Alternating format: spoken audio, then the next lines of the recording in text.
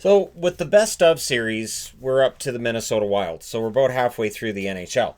And with the Minnesota Wild, best of is a subjective term. So, with the best team they've had, I went with the 2002-2003 team that went to the conference finals. They were down 3-1 against the Vancouver Canucks that year and came back and won in 7. And they were a pretty good cardiac type team where you'd need to check your heart after the game. Although that then led to a conference finals between themselves and the Ducks, which I have to be frank, might have been the most boring series I've ever watched in hockey. It was two teams playing the trap and playing it really well to the point where there were virtually no chances in the game. It was tough. But still, under Jacques Lemaire, who I've given best coach, because how can you not give it to Jacques Lemaire? Lemaire got the most he could out of an expansion team.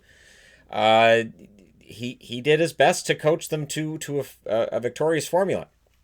And then they decided to open things up. Lemaire's out of the way, and things just, I don't know. Minnesota really hasn't got any further than they did in 03. Their general manager, I went with Doug Risebrough as the best GM. Because, again, I could see Chuck Fletcher, but I look at the Parise and Suter contracts and I say, that was kind of a lot. And yet, at the time, he was praised for trying to make Minnesota a contender. And so I could understand if you want to go with Fletcher. For me, I'll go with Risebrough for putting together the first team and doing a pretty good job at the draft. And overall keeping things pretty steady and consistent until his firing. I mean, again, they're not known as a team that makes the playoffs a lot or gets very far in the playoffs. So, again, when you're talking about the best, it's all going to be subjective. So if you want to say Fletcher was their best general manager, I'm not going to try to argue you're not right. For me, I'd go with Risebrough. But their all-time points leader, Mikko Koivu, was 709. All-time goals leader is still Marian Gaborik with 219. So we discussed how Olli Jokinen being the goals leader for Florida was odd. I would say Gaborik at 219 being the goals leader is odd as well, because Minnesota's been around for a long time and they've had some success. But part of their success has been through trapping hockey and having a team that doesn't really have a superstar player. And Gaborik was a superstar for a couple of years there, but in general, this is a team that's gone through their existence without that really big superstar presence. Mikko Koivu leads them in all-time assists with 504. Penalty minutes, Matt Johnson is their all-time career leader in penalty minutes with 698. That's the lowest number we've seen on the board. I'm going to go out on a limb and say it's going to be close to the lowest number we see, although there are other teams that have been around for shorter periods. High Vegas. That's actually the only one that's been around for a shorter period of time. So I guess it's possible the Thrashers/Jets could have a career penalty minutes leader that's lower, but don't spoil it. That's the team I get to last on this list. Power play goals, Zach Parise, 69, is their all-time leader. Wins, I went with Nicholas Backstrom because he was the leader in wins with 194, so I had to put him up there. So this is where, of course, it's odd that you have Nicholas Backstrom, the goaltender. You have Nicholas Backstrom in Washington, the center, and the only difference is a C.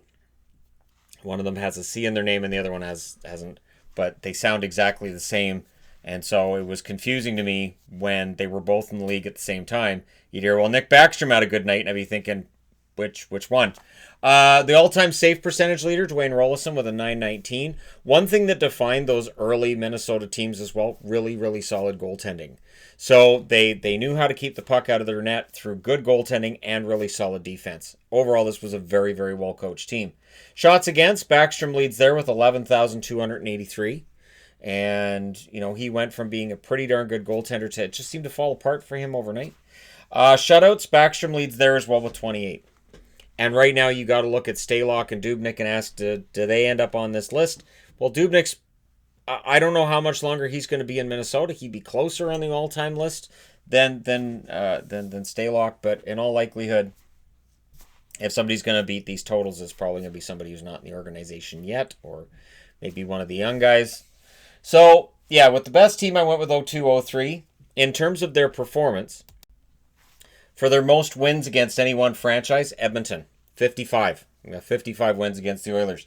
This is where their numbers get really, really interesting. And I was looking through this and I was like, that's a lot of fun. And this is one of the reasons why I like doing these kinds of videos. Points percentage against Vegas, they have an 813 points percentage. Against Florida, 722. Now, I included both because against Vegas, it's a very small sample size. Now, goals for, they've scored the most goals against Colorado with 278. And some of the crazy games Minnesota and Colorado have played, story checks out. Goals against per game against Vegas, or goals for per game, sorry. Against Vegas, they've scored 3.38. Again, it's a small sample size, but against Florida, it's 3.26. They're second. Now, goals against per game, Vegas is number one again, 1.88 goals allowed per game against Vegas. If any team in the NHL is looking for how to beat Vegas, apparently you just have to call Minnesota and ask them what they do. And against Florida, they've allowed 2.04 goals per game. That is the oddest, most random thing that I can imagine. That you look at the Minnesota Wild and you go, who are they really good against? Well, Vegas and Florida. What? So that's one of those bizarre things, and I do enjoy doing these videos in part for that reason. Now, notable captains. Mikko Koivu, of course, has been captain for quite a while. Brian Rolston was captain. Pavel Demitra was captain. A lot of guys have come through Minnesota and played there for a couple to 3 years, and they're definitely he was a Wild. I could have gone with a lot of players. Because Minnesota, in part because they're not a big scoring team and they haven't had a whole lot of success in the postseason, they don't get as much attention from the media. Whether it's up here in Canada or down in the States, they just don't get as much attention from the media. So when we're picking through who was a member and who wasn't, I had to go with guys that it's harder to remember as being members of Minnesota. So I didn't pick Heatley because we know Heatley finished his career out as Minnesota, right? So there's that. Now, Anton Khudobin was a member of the Wild. Very short period of time, very few games, but he was there. Ilya Bryzgalov was there as well. And he was there for, 14 games? Well, he was bouncing around the league. One of the more interesting players in NHL history. Bryzgalov, absolutely. Cliff Ronning, he was there for a year. So I had him in the LA video the last time I did one of these, and now he's in the Minnesota one as well. Ronning did bounce around a bit. John Madden was also a member of the Minnesota Wild as well. Jamie McLennan started out with Minnesota, or I think that was their expansion year, was Rolison and McLennan. And McLennan was pretty good in Minnesota as well. So it's kind of easy to forget. And of course, now he's an analyst on TSN.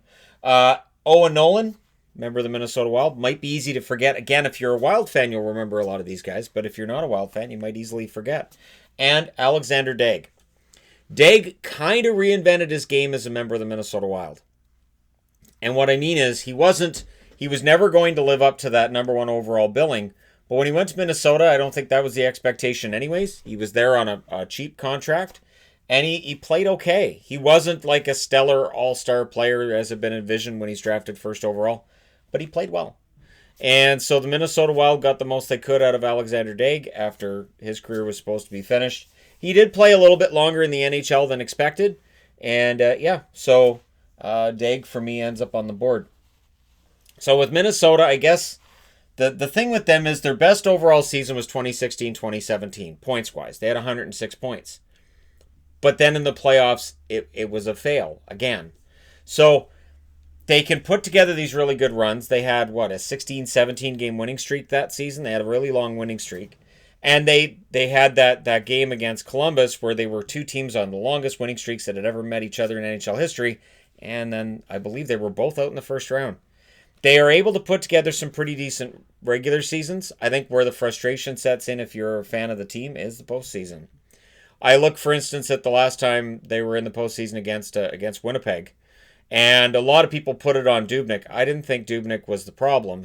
Towards the end of the series, he sagged a bit. But there were a couple of losses they took early where I thought Dubnyk played really well.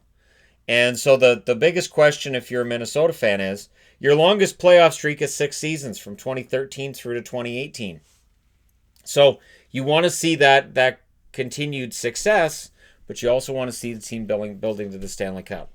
If Bill Guerin's going to end up on the GM side of things the next time I do this, he's going to have to build a contender. It's not going to be a team that is just, good enough for 6th overall in the conference and goes out in the first round. It's got to be a good team. It's got to be a team that scares people in the playoffs.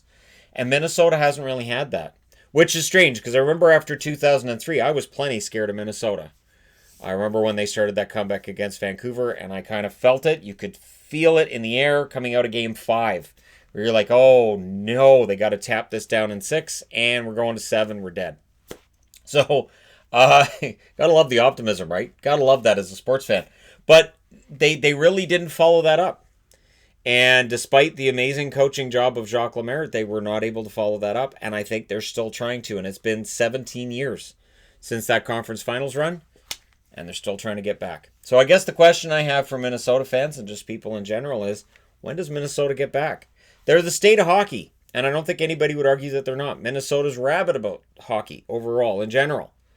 And so when do they get that back? When do we see a team in Minnesota get to that level where they can be finalists?